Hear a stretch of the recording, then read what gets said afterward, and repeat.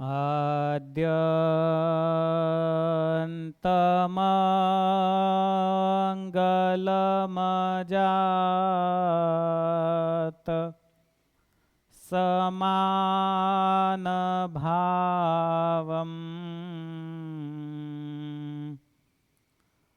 आर्यं तमीश मजरामरमात्मदेवम्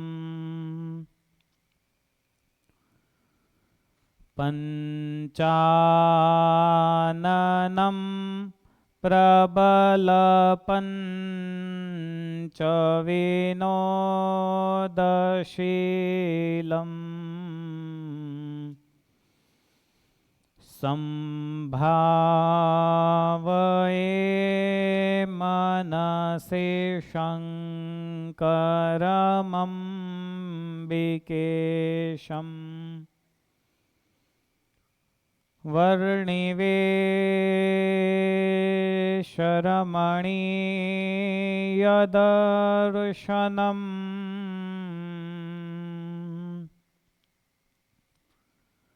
मन्दहासरुचिरा ननाम्बुजम्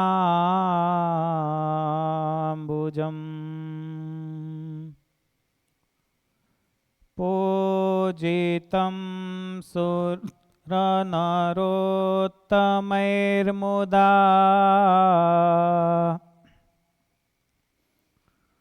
धर्मनन्दनमहं विचिन्तये।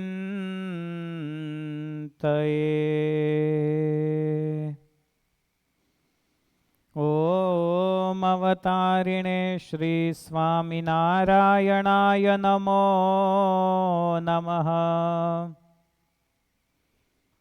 ॐ श्री हरिकृष्णाय नमो नमः। ॐ श्री पूर्णपुरुषोत्तमाय नमो नमः। ॐ श्री सहजानंद स्वामिने नमो नमः।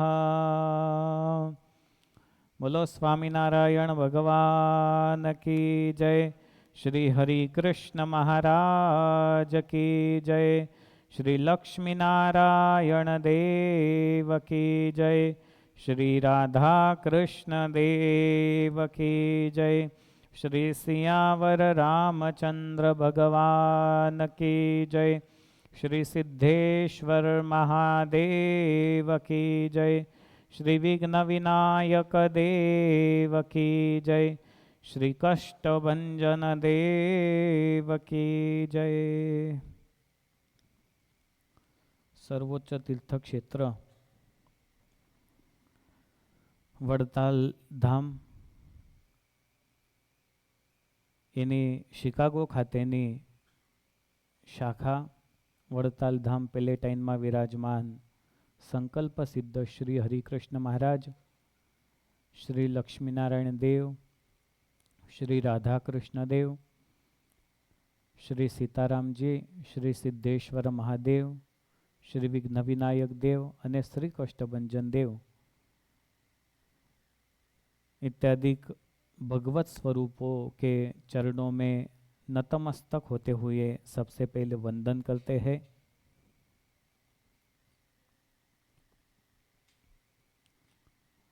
आज की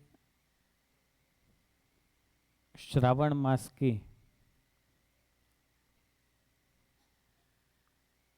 पवित्र अष्टमी तिथि मतलब जन्माष्टमी का पवित्र दिन संपूर्ण श्रावण मास में आयोजित श्री शिव चरित्रामृत कथा उसे कंटिन्यू रखते हुए जन्माष्टमी के उत्सव पर त्रिदिनात्मक शिव कथा का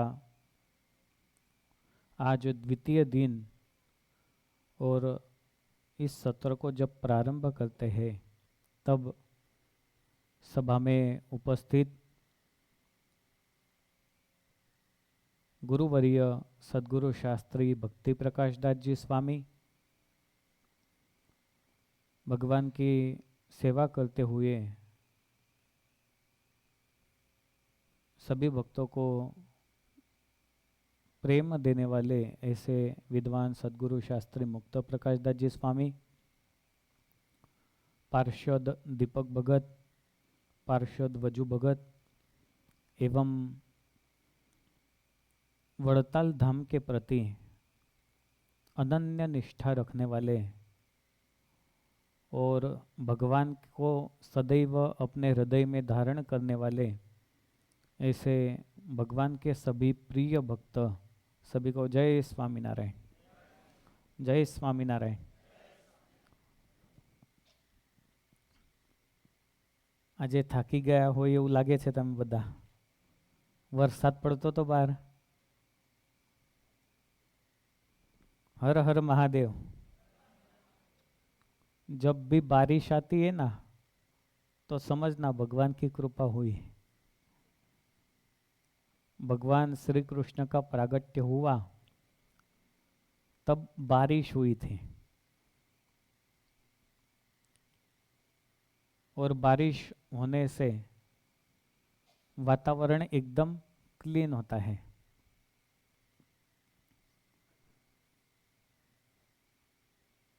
दिन का महत्व वो किसी विशिष्ट पुरुष के प्रकट होने से अति दिल को प्रतीत होता है, जैसे आज भगवान श्री कृष्ण का प्रागट्य हुआ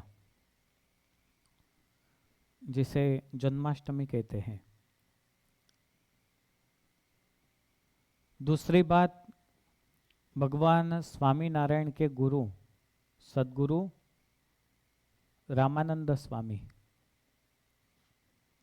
उनका भी प्रागट्य आज हुआ था, श्रावण वद अष्टमी के दिन। तो ऐसा एक बहुत पवित्र दिन है और भगवान स्वामीनारायण ने तो अपने भक्तों के लिए शिक्षा पत्र में आज्ञा कर दी, जन्माष्टमी शिवरात्रि के उत्सव बड़े धाम धूम से मनाने चाहिए। भगवान स्वामीनारायण ने कहा। तो ऐसा उत्सव का दिन आज है। अभी पहला सत्र आरती महाप्रसाद, बाद में दूसरा सत्र कीर्तन भक्ति और श्री कृष्ण परमात्मा का प्रागट्य और उत्सव आज बड़ी धाम धूम से यहाँ पर मनाया जाएगा।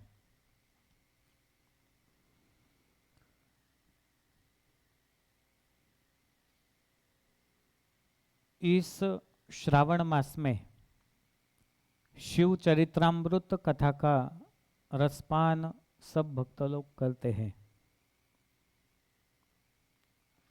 और एक अच्छा बड़ा आनंद वही है कि रिस्पांस अच्छा मिल रहा है।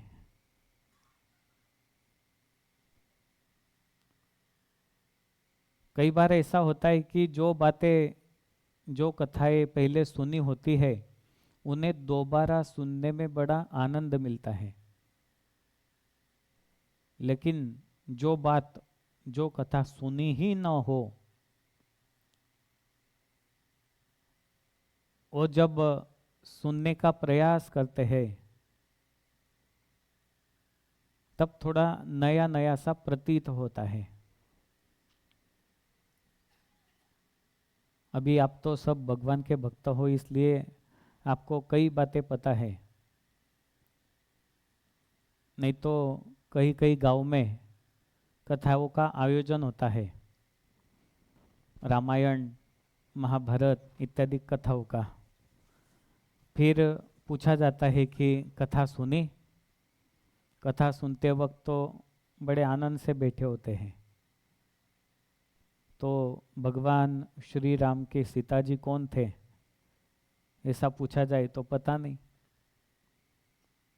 महाभारत की कथा आती हो, पांडव कौन थे, भगवान श्री कृष्ण कौन थे, जब भी कथा में बैठते हो तो ये सभी बातें दिल में अच्छे से महसूस होती हैं। पुराणों की कथा, पुराणों में जो भी कथाएं बताई गई वो दंत कथा नहीं है। आज के ज़्यादा एजुकेटेड समाज में कई लोगों का मानना ऐसा होता है, खास तौर पे कई फिलोसोफर ऐसे कहते हैं ये तो सिर्फ दंत कथाएं हैं।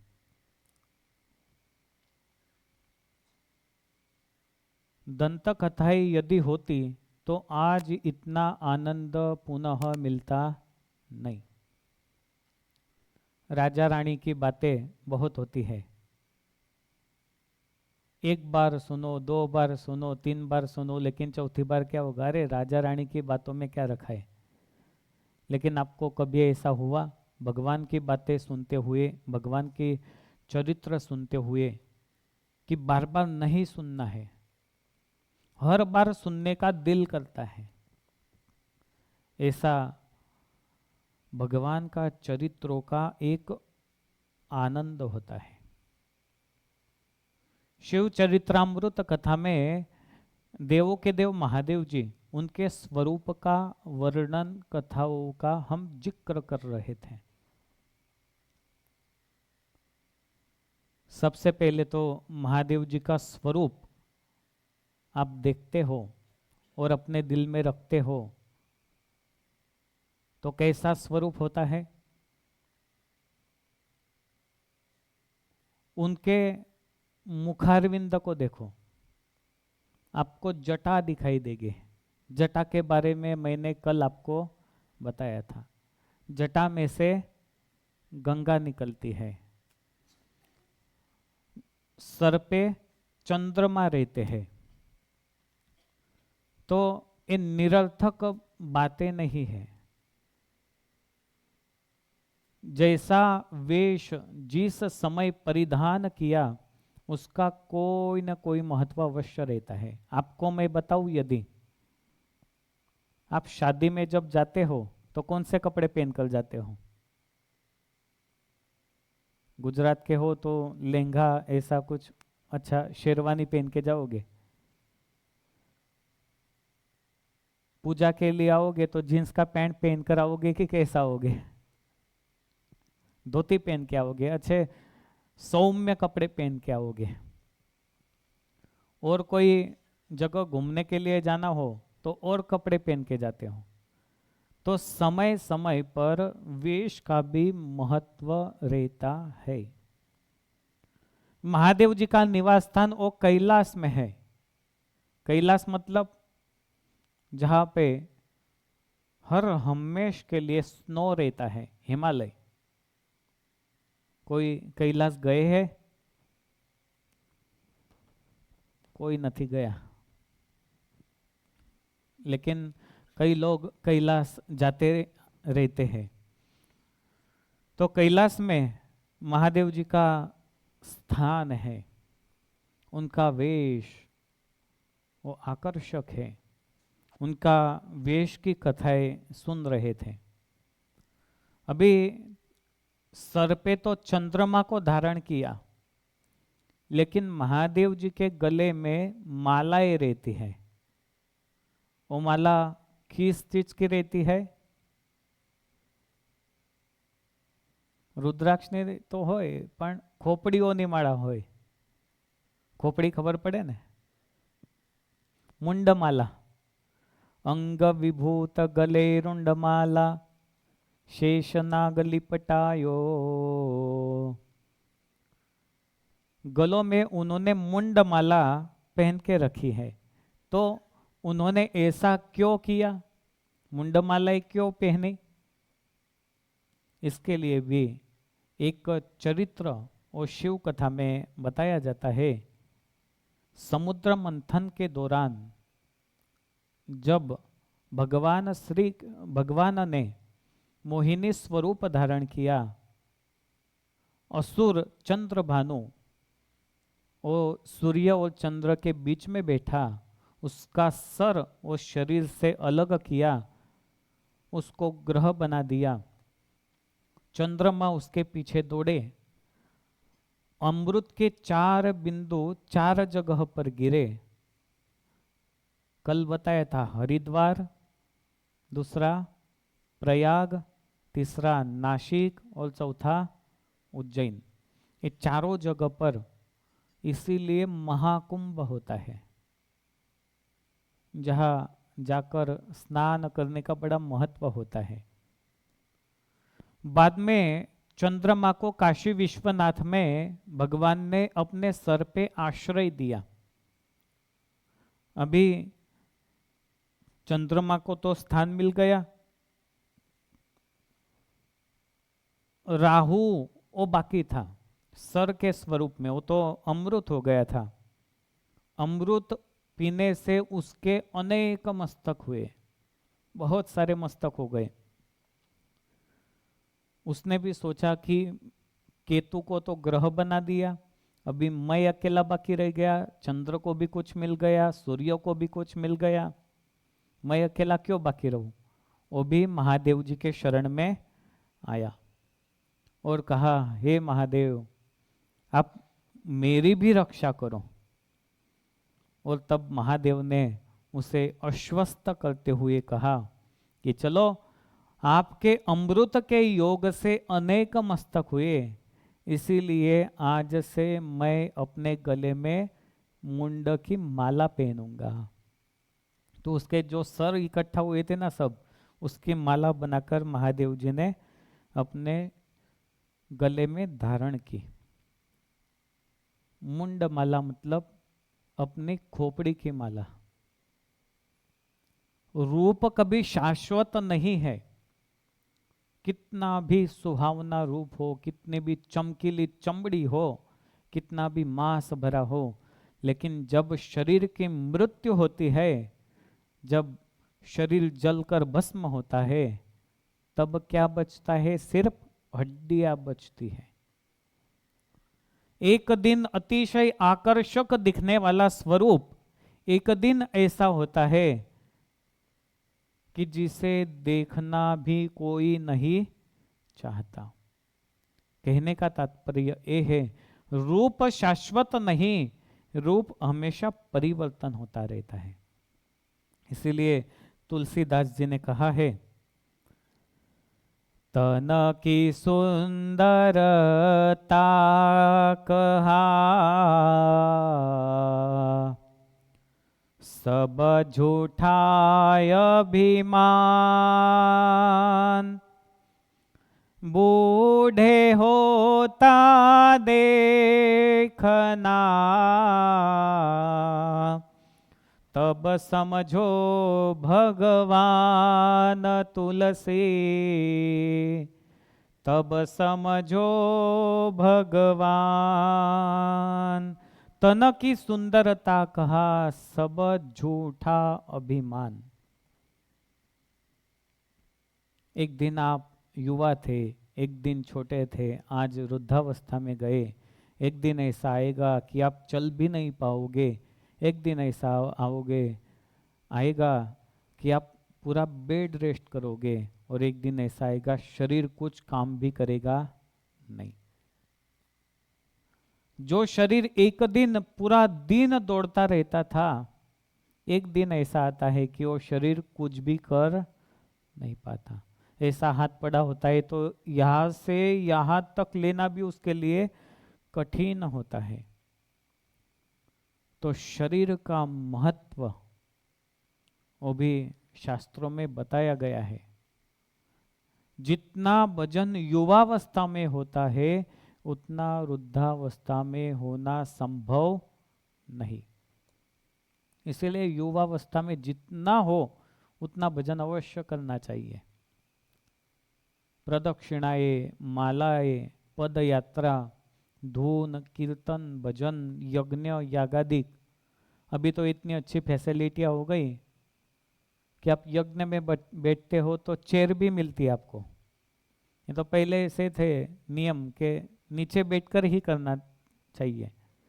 लास्ट ईयर 200 महापूजाएं यहाँ पर की गई थी। कितनी?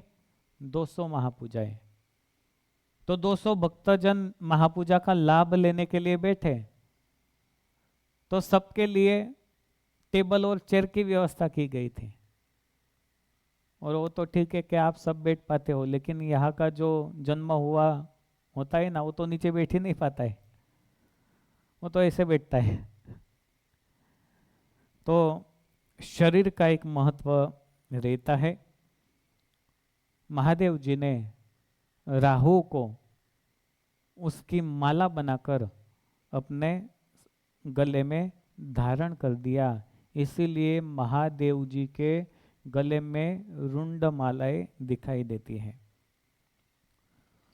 जब महादेव जी के शरीर का आप स्मरण करते हो तो शरीर पे वो क्या लगाते हैं?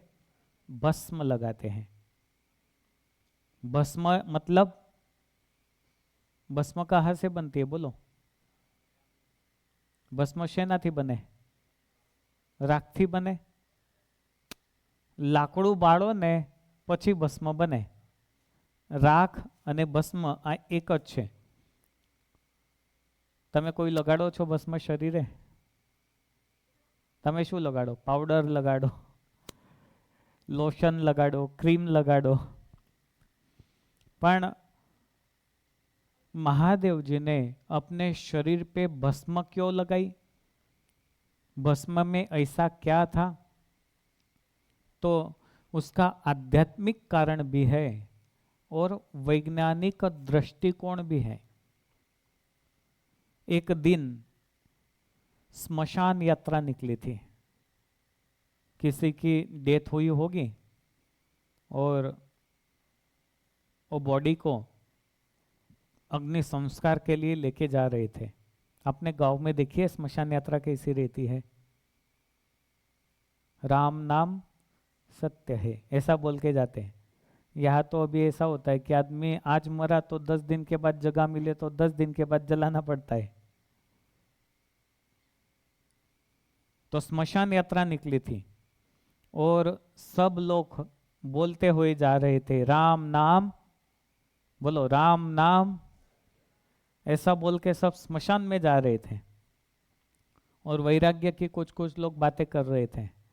अरे क्या देखो कितना हट्टा कट्टा आदमी था, कितना काम करता था, ऐसे ही चला गया।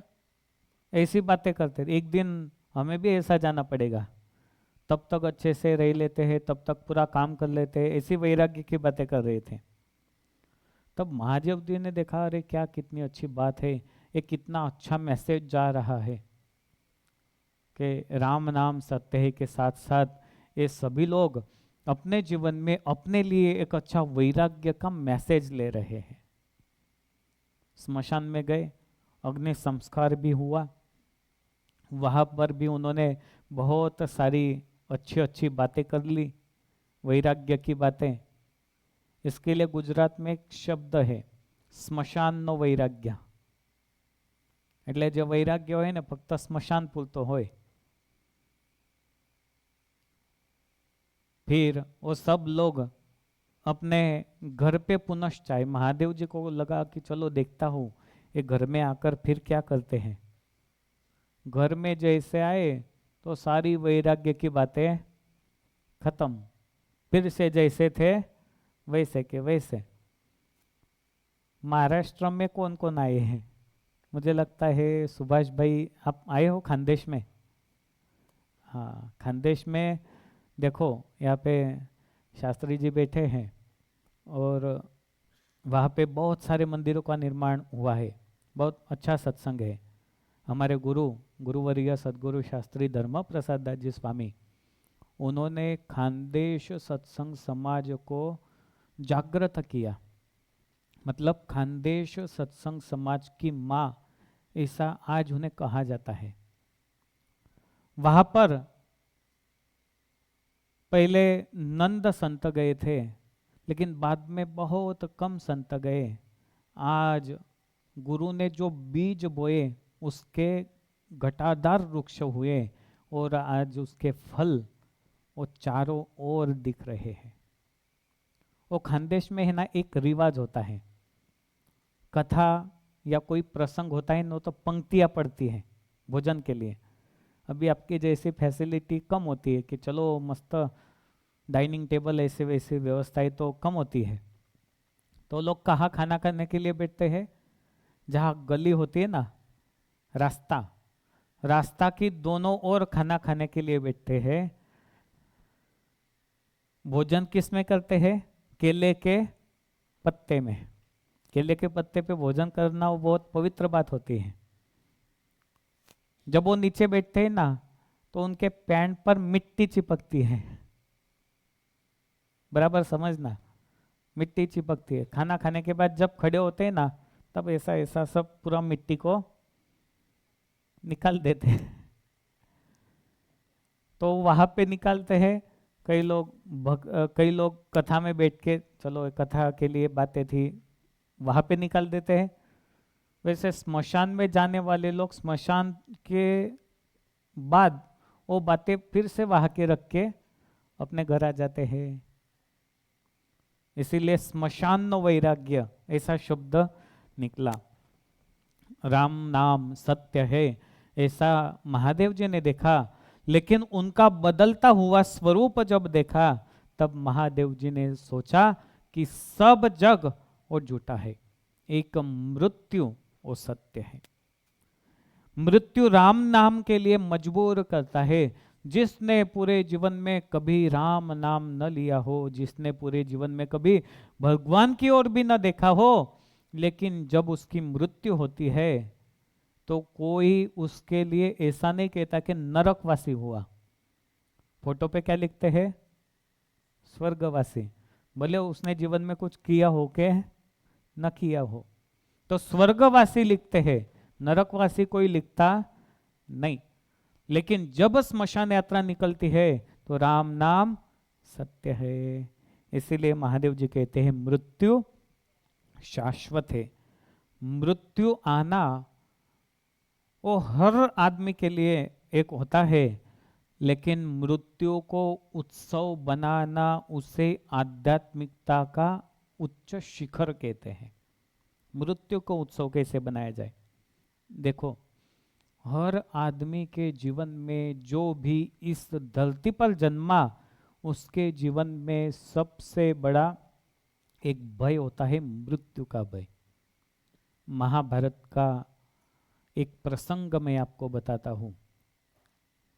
जब पांडवों को 12 साल का वनवास हुआ और 1 साल का अज्ञातवास हुआ, तब 5 पांडव, साथ में कौन थे? माता कुंता जी भी थे।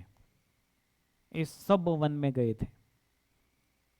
वन में जाकर कहीं उन्होंने एक छोटी सी कुटिया बनाई होगी। एक दिन प्यास लगी तो किसी ने कहा कि जाओ पानी लेकर आओ। तो सबसे छोटा उनमें कौन था? नकुल था। नकुल सबसे पहले पानी ढूंढने के लिए निकला। एक तालाब दिखा, तालाब में से पानी लेने लगा। तब वहां पे एक यक्ष प्रकट हुआ और कहने लगा, रुको रुको रुको, जब तक आप मेरे सवाल के जवाब नहीं देते, आप पानी नहीं ले सकते। नकुल को थोड़ा अभिमान था, अरे तू मुझे कहने वाला कौन? मैं कौन हूं तुझे पता है? अभिमान से पानी लिया, पिया और वहां पे बेभान होकर पड़ गया। बाद में सहदेव भी गया, उसके बाद में अर्जुन भी गया, उसके बाद में भीम भी गया। जो जाता वो कोई वापस आता ही नहीं। बाद में मां कुंता ने कहा, युधिष्ठिर तुम जाओ और देखो क्या है। अभी युधिष्ठिर महाराजाए देखा अपने चारों भाई को ऐसी मूर्छावस्था में पड़े हुए थे, पानी लेने लगे। तब यक्ष प्रकट हुआ और कहा, युधिष्ठिर मेरे सवालों के जवाब दो और बाद में पानी ले जाओ, नहीं तो तुम्हारी भी दशा इन चारों की तरह होगी। युधिष्ठिर महाराज बड़े विवेकी थे। उन्होंने पानी रख दिया और हाथ जोड़कर यक्ष से कहने लगे, आप पूछो, जो भी पूछना है वो। उन्होंने 16 सवाल उनसे पूछे। उनमें से एक सवाल था, यक्ष ने युधिष्ठिर से पूछा, दुनिया में जो भी जन्मा उनके लिए सबसे बड़ा भय कौन सा? पैसा न होना, खाना न मिलना, पानी न मिलना? नहीं। युधिष्ठिर महाराज ने बड़े सोच समझ कर उत्तर दिया है, हर आदमी के लिए सबसे बड़ा भय यदि कोई है तो मृत्यु का भय है। जो भी व्यवस्थाएं, जो भी हॉस्पिटल, जो भी दवाएं, जो भी हम जिंदगी में करते हैं, वो अपने शरीर के स्फूर्ति के लिए करते हैं, मृत्यु से बचने के लिए करते हैं।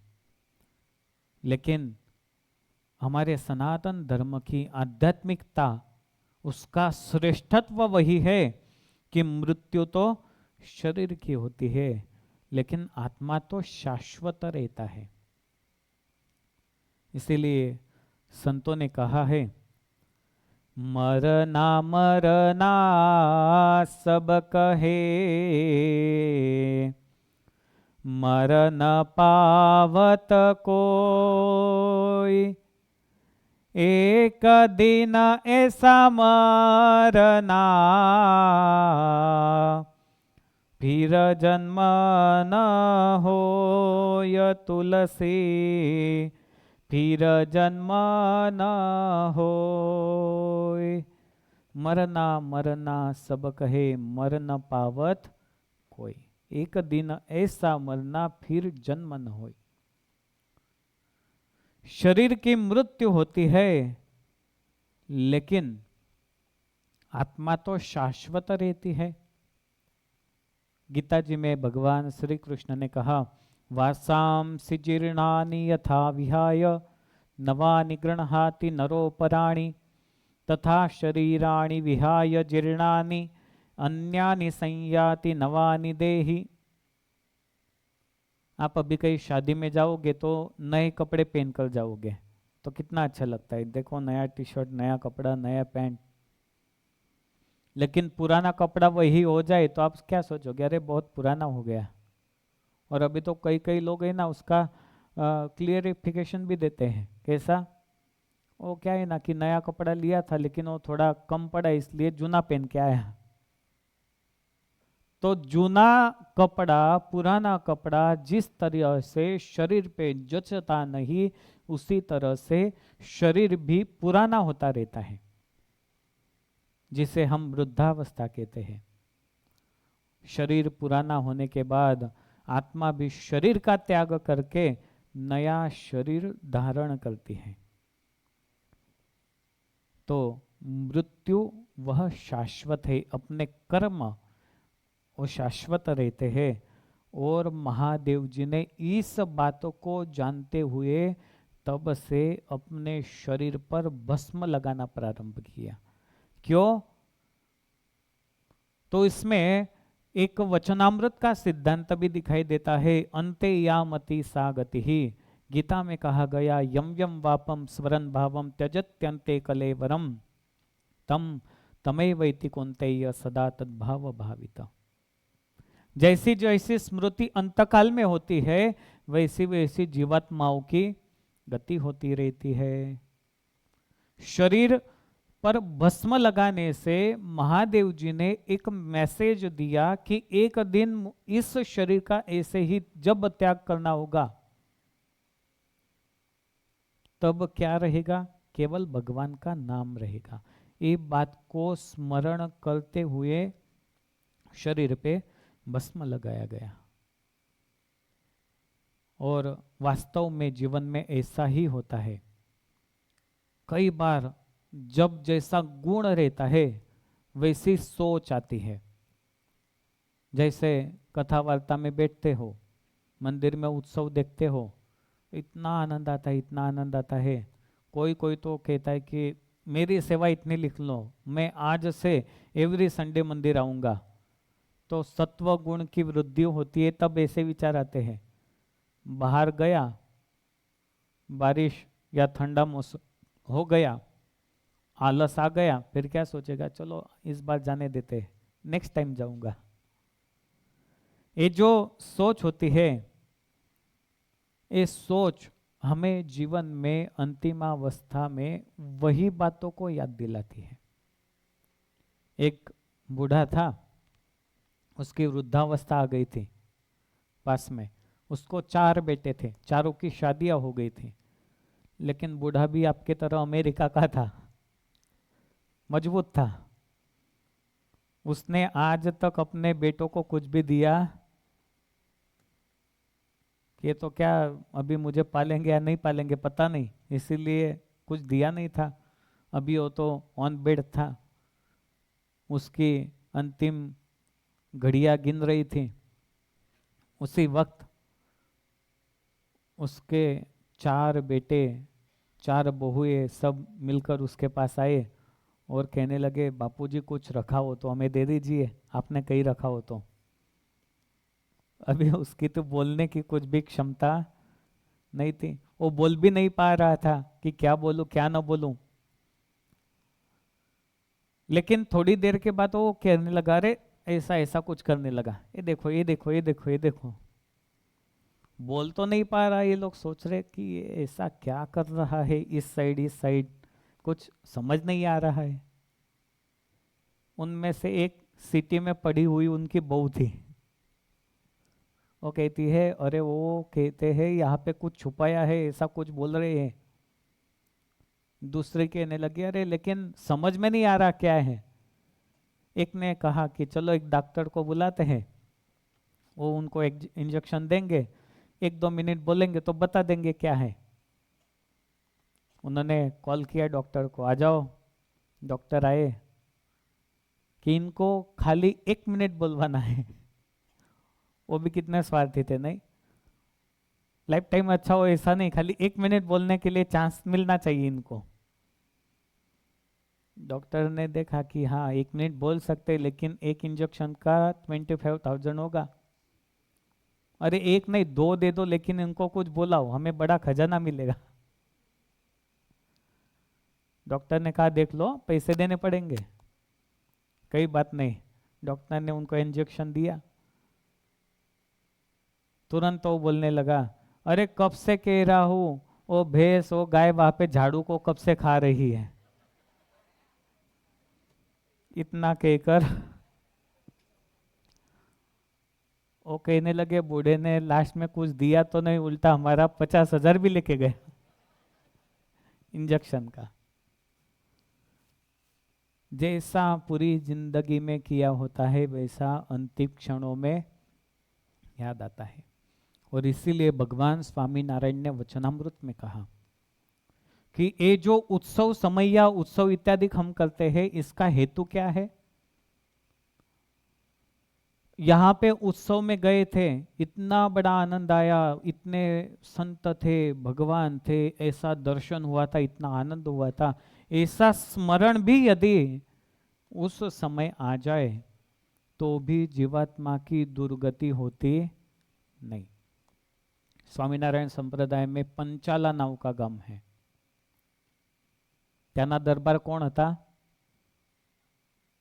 बोलो बराबर बोलो, झीणाबाई હતા, બરાબર છે, અંકિતભાઈ બરાબર છે, પંચાળાના ઝીણાબાઈ હતા,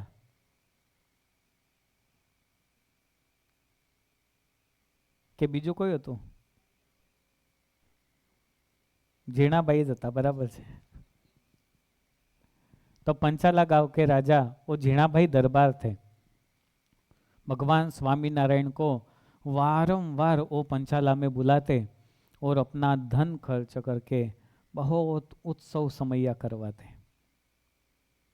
एक दिन भगवान ने कहा कि चलो अब हमारा जाने का समय हो गया, हम जा रहे हैं। झीणाभाई ने हाथ जोड़कर कहा, भगवान हे प्रभु और थोड़े दिन रुक जाओ, एक लास्ट कोई उत्सव करके आप जाओ। अभी सभा बैठी थी, भगवान कहने लगे, चलो आप कहो कौन सा उत्सव करना है। अभी सब दरबार भक्त लोग बैठे थे। भगवान उत्सव मतलब एक भोजन का कोई उत्सव करेंगे। आप जो भी चीज खाते हो ना, वो चीज यदि आप मंदिर में खाते हो तो भोजन उत्सव होता है, ऐसा मत समझना कि मैंने खाना खाया। वो क्या खाया आपने? प्रसाद खाया, भोजन उत्सव आपने किया। भक्त कहते हैं कि भोजन का कुछ उत्सव करते हैं, भगवान कहते हैं चलो बढ़िया है, लेकिन हमारी एक शरीयत है कि पूरे गांव में कोई भी बाकी रहना नहीं चाहिए, सबको आमंत्रित करो। मेनू क्या रखा जाए? अभी आपको पूछा जाए कि चलो कल संडे है, क्या मेनू रखना है, तो हर लोग अपने अपने जो पसंदगी का होगा वो बोलेंगे। भाई बोलेंगे मुझे ऊंधियो खाना है, कोई बोलेगा मुझे पापड़ी खानी है, कोई और कुछ कहेगा, कोई कहेगा मुझे पकोड़े खाने हैं।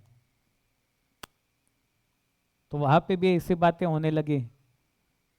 किसी ने कहा कि महाराज, हे भगवान, शेलन का उत्सव करते हैं। भगवान स्वामीनारायण सोच में पड़ गए, ये शेलन मतलब क्या होता होगा। जीणाबाई दरबार बैठे थे, उनसे पूछा दरबार ये शेलन मतलब क्या है, अभी नया नाम सुना हमने। जीणाबाई कहते हैं महाराज, शेलन मतलब यहाँ का एकदम फेमस भोजन है। इसमें चावल आते हैं, गुड़ और बराबर का घी, उसको लिक्विड बनाकर खाना नहीं पीना, उसे शेलन कहते हैं। स्वामीनारायण भगवान कहते हैं एकदम सिंपल, खाली चावल ही पकाने हैं ना, बाकी गुड़ और घी तो मिलता ही है। चलो करो उत्सव, पूरे गांव को आमंत्रित करो। सबको स्वामीनारायण भगवान ने बढ़िया से भोजन करवाया अपने हाथों से, और घी भी कितना, पूरा कटोरा कटोरा भर के घी पीते थे। आज तो आप एक स्पून भी घी नहीं पी सकते। No no, diabetic, cholesterol. Gopal भाई, रिपोर्ट में फिर क्या आता है? कोलेस्टेरोल बढ़ गया। और शरीर इतने मजबूत थे। आज भी कई बार शास्त्री जी बात करते हैं, हमारे गुरु जी है, गुरुवर्य सदगुरु शास्त्री धर्म प्रसाद दास जी स्वामी, एक वाटी घी आज भी पचा सके उतना उनका मजबूत शरीर है। और एज कितनी है? 92। और आज का एक चम्मच भी ऑयल पी जाए ना तो भी ओ हो बहुत ज़्यादा हो गया, ऑयली फूड हो गया, शुगर बहुत आ गया। ये पुराने शरीर थे। तो बढ़िया से शेलन का उत्सव हुआ। भगवान स्वामीनारायण ने सबको अपने हाथों से भोजन करवाया। भगवान स्वामीनारायण की रुचि है ना, वो भक्तों को बहुत आनंद से भोजन करवाने में थी। भोजन करो और भजन भी इतना करो, वन साइडेड नहीं होना चाहिए। कई लोगों को सिर्फ भोजन में रुचि रहती है। भोजन और भजन की मात्रा दोनों समान होनी चाहिए। थोड़ी देर बाद सब अपने अपनी जगह पर जाने लगे, लेकिन कुछ लोग थोड़ी देर के बाद जा रहे थे।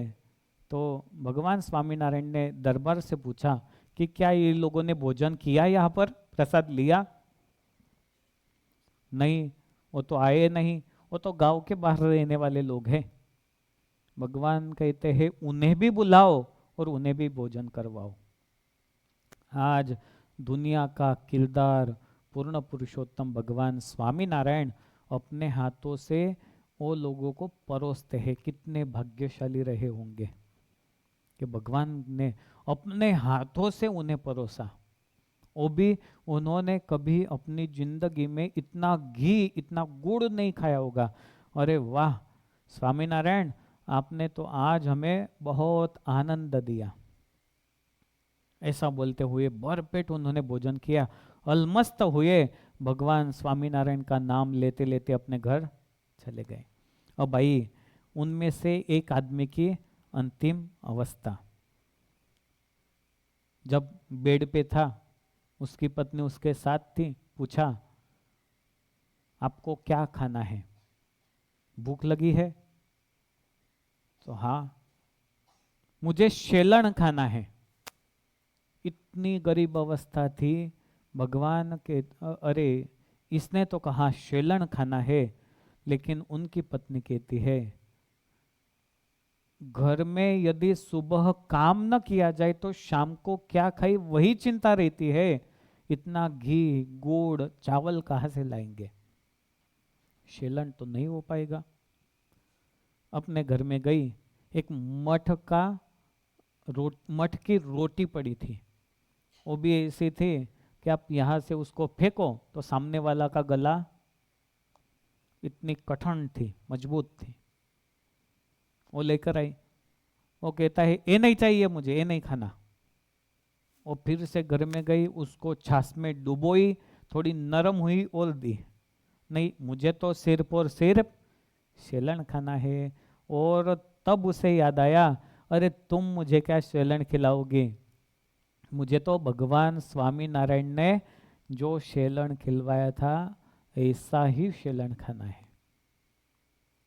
और इसी उत्सव को उन्होंने अंतिम अवस्था में याद किया। स्वामीनारायण संप्रदाय का इतिहास कहता है भगवान स्वामीनारायण दिव्य स्वरूप में सुवर्ण के कटोरे में वो शेलन लेकर वहां पर आए, उन्हें खिलाया और अपने धाम में उन्हें लेकर गए।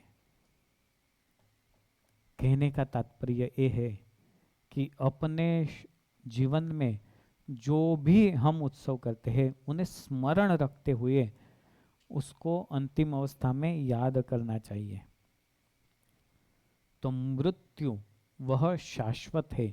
अंतिम अवस्था में राम नाम, भगवान का नाम याद आ जाए तो जीव की सद्गति होती है। और इसी बात को ध्यान में रखते हुए महादेव जी ने अपने शरीर पर भस्म लगाई। पूरे शरीर पर उन्हें भस्म लगाते हैं महादेव जी। लेकिन भक्तों के लिए आज्ञा की गई कि भस्म का तिलक करना चाहिए। इसी बात को भगवान स्वामीनारायण ने शिक्षापत्री में भी बताया। त्रिपुंड रुद्राक्ष धृतिर एशाम स्यात्स्व कुलागता तैस्तु विप्रादिभिः क्वापि न त्याज्या सा मदाश्रितैः। भगवान कहते हैं कुल परंपरा से ब्राह्मण को त्रिपुंड और रुद्राक्ष का त्याग हमारे आश्रित होकर भी नहीं करना चाहिए। अभी मैं आपको एक सवाल पूछता हूं, तिलक और चांदला अंकित કર્યો છે? થોડો ભૂસાઈ ગયો। આ બધાને કપાળ કેમ ખાલી છે? खाली છે એટલે अभी आपको तो इतना अच्छा है कि आप यहां तक भी लगा दो तो चले जाएगा, कोई अर्जा नहीं। ऊर्ध्वपुंड्र तिलक और त्रिपुंड्र तिलक, ऐसे कई तिलक के प्रकार होते हैं। लेकिन स्वामीनारायण संप्रदाय में जो तिलक किया जाता है वो कौन सा है? ऊर्ध्वपुंड्र तिलक होता है।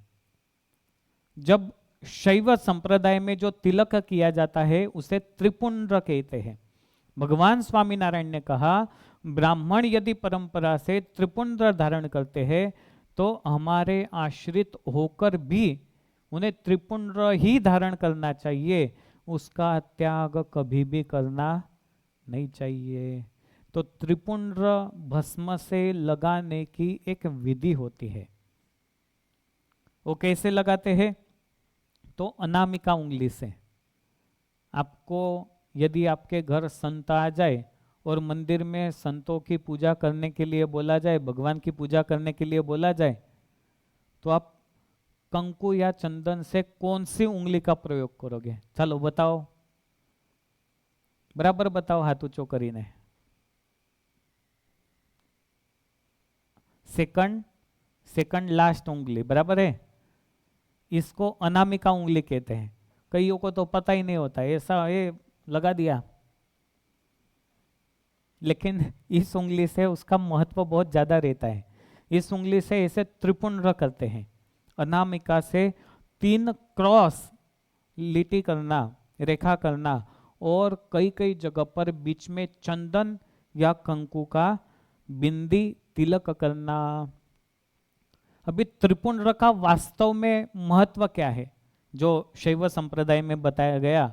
तो सबसे पहले तो त्रिगुण मतलब सत्व, रज और तम, इनका दहन करके आत्मा की शुद्धि का मतलब होता है त्रिपुंड्र। दूसरा अर्थ होता है त्रिलोक, मतलब बुहु, भुवः और स्वः, इन तीनों पर विजय प्राप्त करना, ये त्रिपुंड्र का मतलब होता है।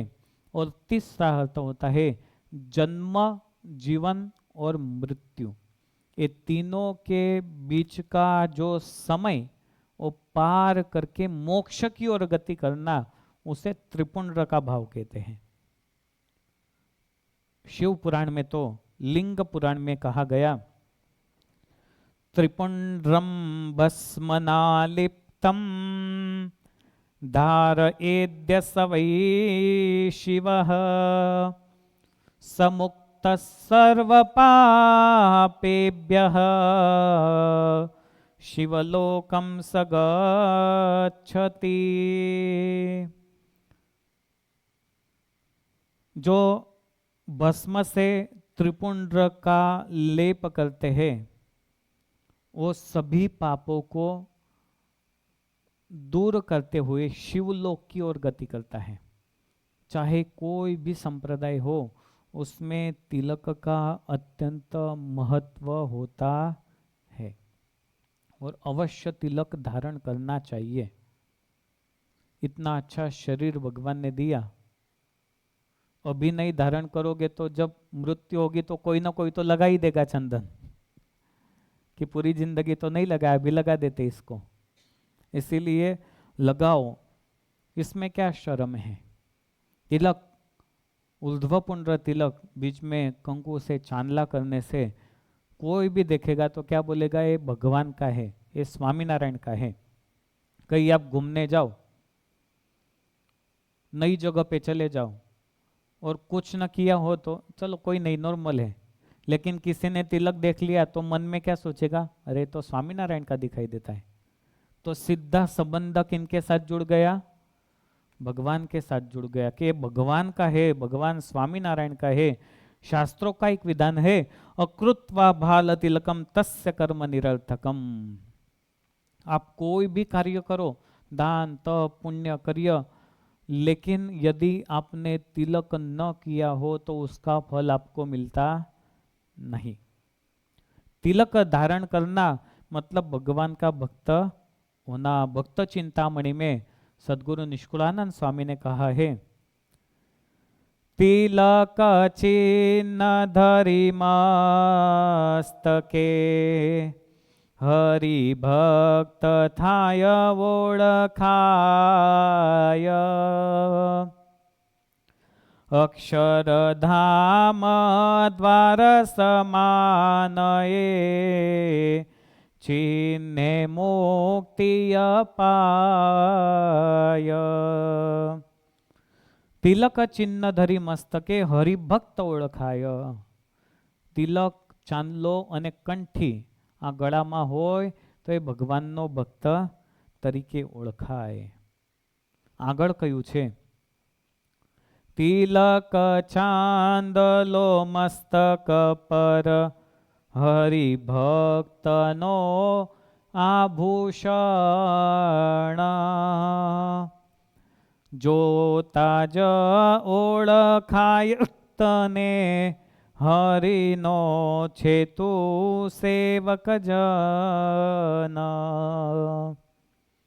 हरिभक्त का आभूषण मतलब अपने सर पे ऊर्ध्वपुंड्र तिलक. कई बार हम ऐसा कहते हैं मैं भगवान का भक्त हूँ, लेकिन भक्त की पहचान तिलक, चांदला, कंठी, पूजा जो नियम बताए गए वही करे, वो भक्त होता है. सद्गुरु निष्कुलानंद स्वामी कहते हैं देखकर तुरंत ही पहचान मिलती है कि भगवान का भक्त है, ये हरि का सेवक है, ये भगवान का सेवक है, ये हर रोज अवश्य पूजा करता होगा. तिलक चांदला करने का समय कब होता है? सुबह पूजा में होता है. तो आप कहोगे कि अभी आप तो बहुत चतुर हो, अमेरिका के लोग हो, इसीलिए आप ऐसा कहोगे हम सुबह कर लेते लेकिन बारिश में भीग जाते, स्नान करके आते तो विजय भाई बराबर निकल जाता है. लेकिन ऐसा नहीं, जब भी आप मंदिर आते हो तो मंदिर भी करके आओ। कोनी पासे तिलक के पूजा નથી મને કહો, કોઈને પૂજા લેવી હોય તો વડતાલથી પૂજા લાવ્યા છીએ, એની અંદર તિલક ચાંદલો સરસ છે. ઘણાય તો પૂજા કરતા હશે પણ તિલક ચાંદલો કરતા નહીં હોય. શાસ્ત્રોનો સિદ્ધાંત છે અકૃત્વા ભાલ તિલકમ તસ્ય કર્મ નિરર્થકમ. તિલક કર્યા વગર કોઈ પણ કાર્ય સિદ્ધ થતું નથી. એટલે पूजा विधान में सबसे पहले तिलक करना और बाद में पूजा का विधान बताया गया है. तो तिलक का बहुत महत्व है. शैव संप्रदाय में त्रिपुंड्र तिलक का विधान और भस्म से करने का एक विधान है. स्वामीनारायण संप्रदाय में ऊर्ध्वपुंड्र तिलक का एक विधान है. तो तिलक मतलब भगवान और भक्त के बीच का संबंध, भगवान की पहचान और भक्त का सुरक्षा कवच होता है. इस तरह से शिव कथा के माध्यम से आज जीवन में प्रण लेते हैं. हम जीवन में अवश्य अपने कपाल पर तिलक चांदला अवश्य करेंगे और भगवान के बनकर रहेंगे. अगली कथा अभी कल के सत्र में श्रवण करेंगे. आज दूसरा जो सत्र है उसमें भगवान श्री कृष्ण के प्रागट्य की कथा वो सुननी है. आज का सत्र यहाँ पे भगवान नाम के साथ विराम देते हैं. सभी को जय स्वामीनारायण.